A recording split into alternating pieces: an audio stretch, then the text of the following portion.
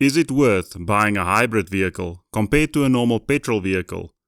That is what we are here to find out today. Self-charging hybrid vehicle sales in South Africa has really skyrocketed in the last year, seeing an over 200% increase in vehicle sales. If you are not sure what a self-charging hybrid is, it means the vehicle provides electrical assistance at low speeds, and then as you slow down, it uses regenerative braking to recharge the batteries.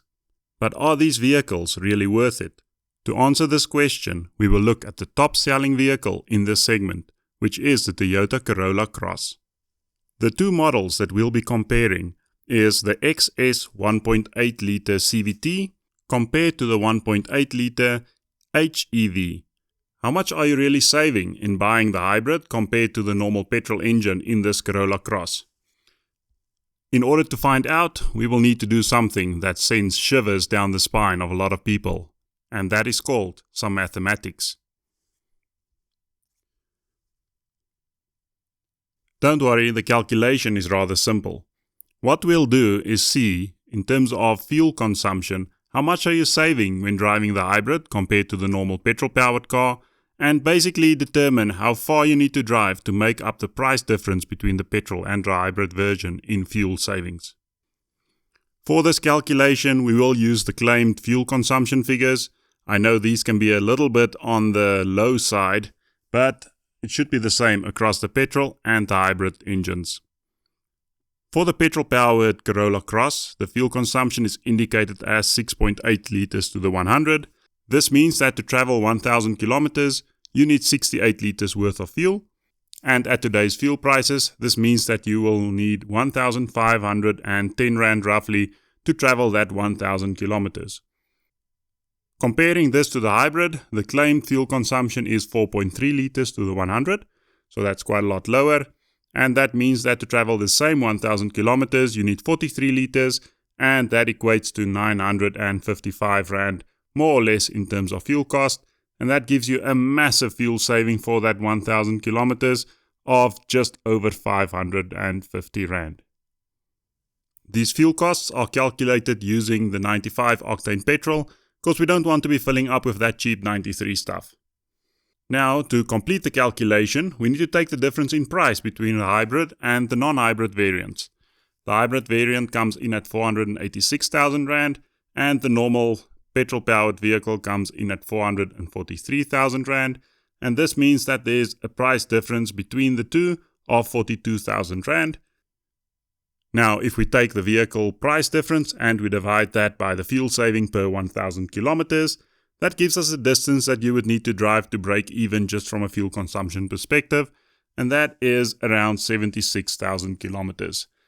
That might not seem like a lot to some. For others, that might be what you drive in a year. Just depends on what your job is and where you stay at the end of the day.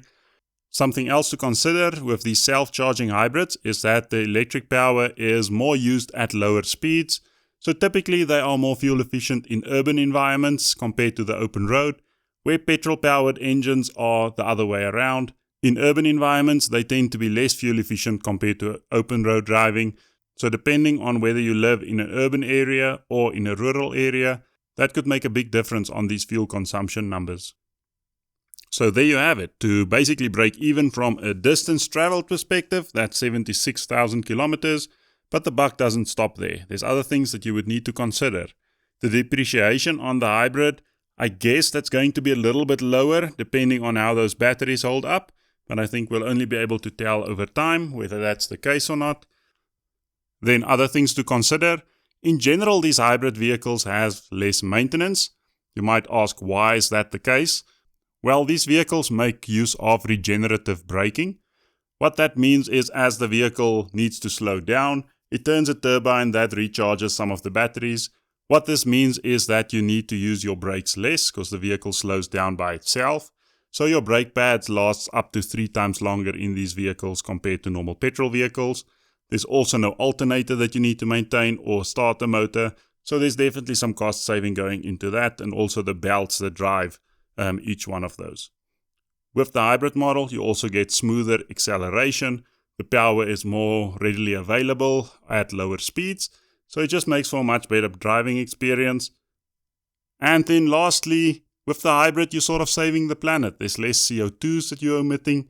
So if that's something you care about, the planet, the trees, the animals, that sort of thing, in general, it is a nice feeling to drive around and know that you're doing the right thing for the environment. And that's sort of the video for today. Just wanted to give you a breakdown of how these vehicles compare to one another. If you have a hybrid, please let us know in the comments how you are finding it. Are the fuel consumption numbers really that good compared to the petrol vehicle? Because I personally don't own one, so I don't know how well this plays out in reality, but I'm very curious.